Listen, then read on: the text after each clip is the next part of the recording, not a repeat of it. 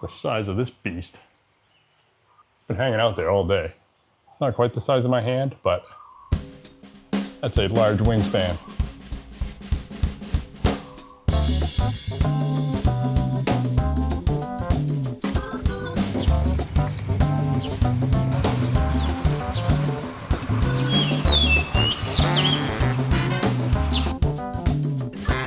Okay, so bright and early Friday morning. This is the third Friday in a row we have launched a spontaneous road trip. And today we are headed to Laos, or Lao, I guess. Is Lao? Is that how you say it? Lao. You may notice a slightly different arrangement than what is normal. I am not driving. Pinky is driving, and she's fully capable of that job, but it's just an unusual arrangement when both of us are in the vehicle. I usually will take the wheel. However, of the two of us this morning, only one is a licensed driver, and I'm not the one.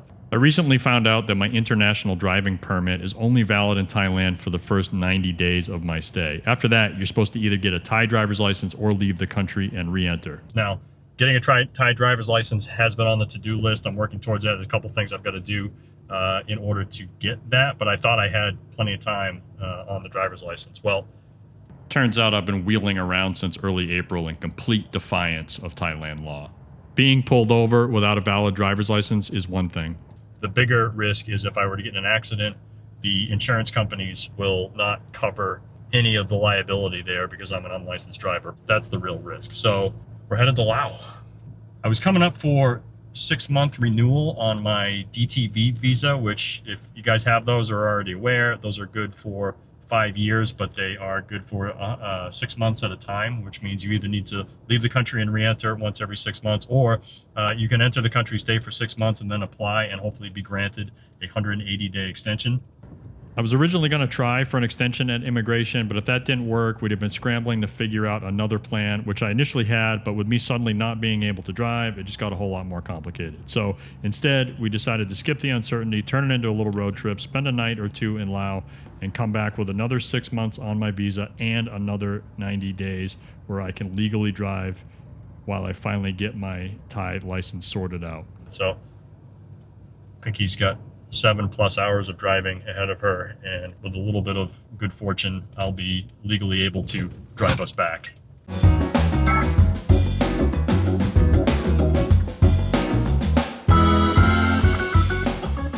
All right, so we're about 5 hours into our 7+ hour drive here. We made it to Vientiane, and Pinky has been an absolute trooper behind the wheel. Thank you, Pinky. Oh, hey, look at that. Here comes lunch. Nice.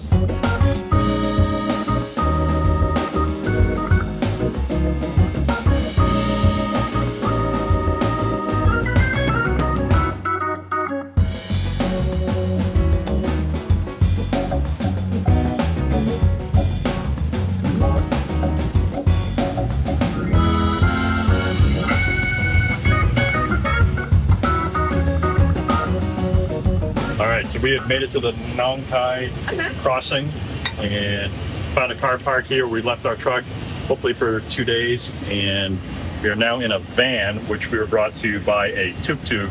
And apparently the van is going to bring us right to the immigration checkpoint. We're going to do our paperwork and then jump back in this van, and he's going to carry us across to the Laos side. This option was what, 450 baht for Pinky and I for that shuttle service. And we also could have opted for a bus. I don't care how much we're saving after seeing that crowd of people waiting in line for the bus and then knowing what they're going to have to do and like cram onto the bus. That's not included. No, I'm not a high roller, but 450 baht for the private van ride. Sold.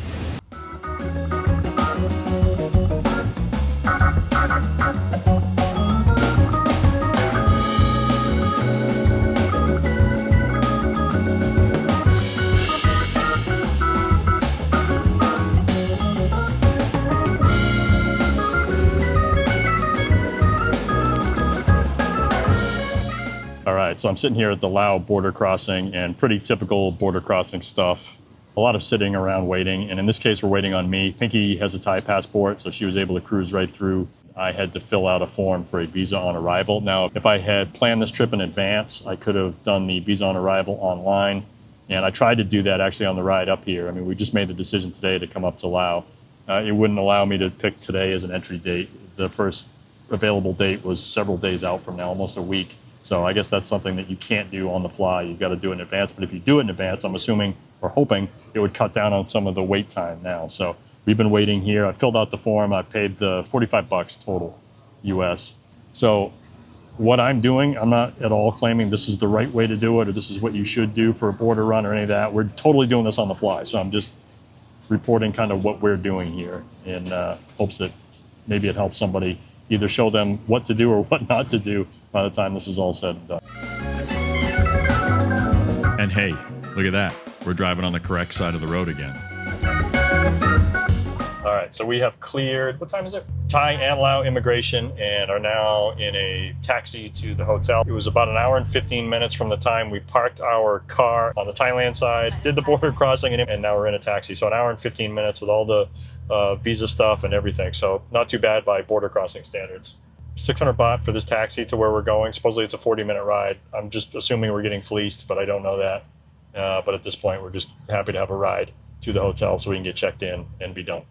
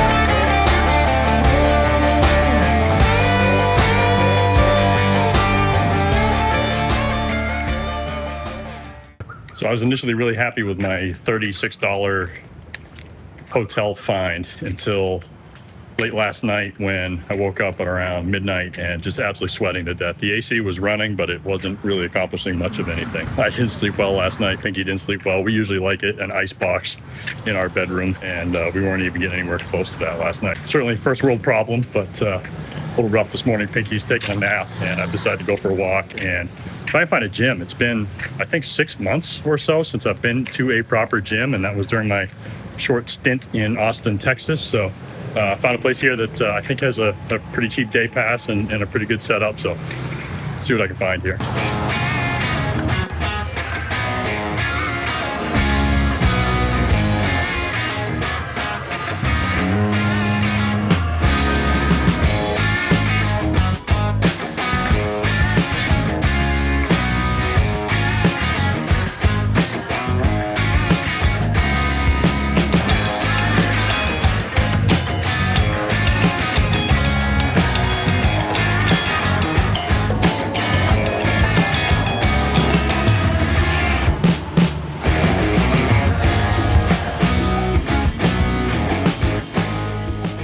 Oh man, what a blast that was. As much as I cherish and appreciate my home prison-style kettlebell ultra basic setup, there's something to be said for coming to a gym and just blasting through a meathead-style workout. Certainly didn't set any strength records, never have, never will, but man, what a good time just getting in here and getting after it.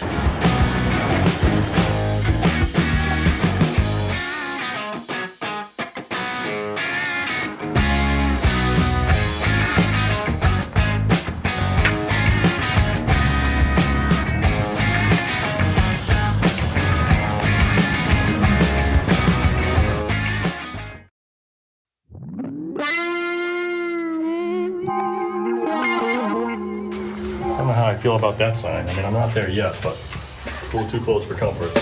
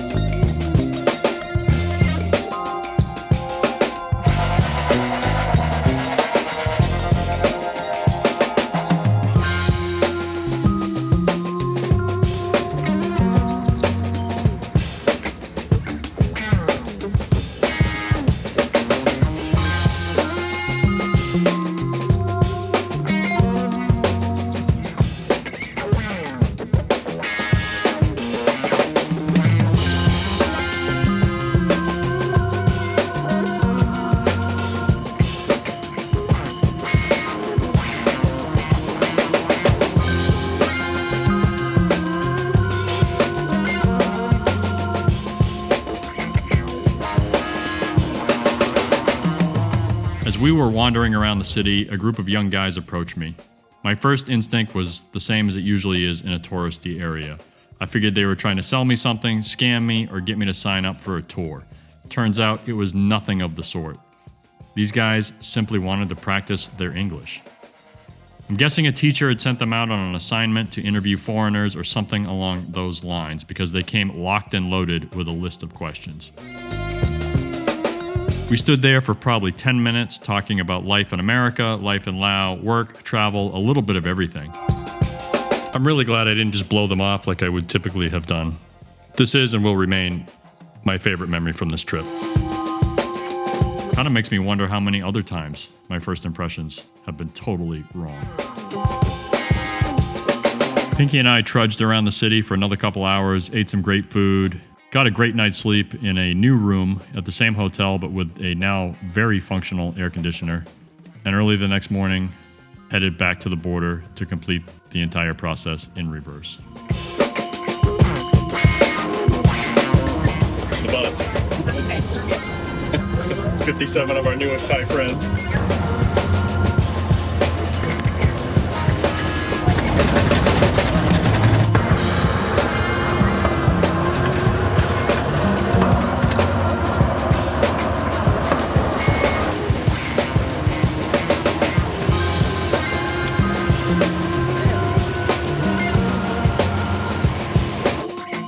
So we had successfully made it back across the border into Nong Khai, Thailand. Border crossing was pretty easy. We caught the bus just in time, 30 baht each. We were the last ones on and like the first ones off, so pretty slick, 30 baht. And about a half an hour to get through Thai immigration, and that's only because it took me longer because I have to stand in the foreigner line. I had heard about some issues with DTV visas recently. Folks not getting hassled, but put under greater scrutiny upon entry to Thailand. I had no issues at all. I had my arrival card, which I did through the app prior to trying to cross, and I had my DTV visa printed out along with my last TM30, and no issues. No request for proof of financial stability or proof of funds. I was ready in case they asked for it, but really simple, stamped it, and off we went. So it's pretty slick. Just hope our truck is still at the long-term parking area where we left it.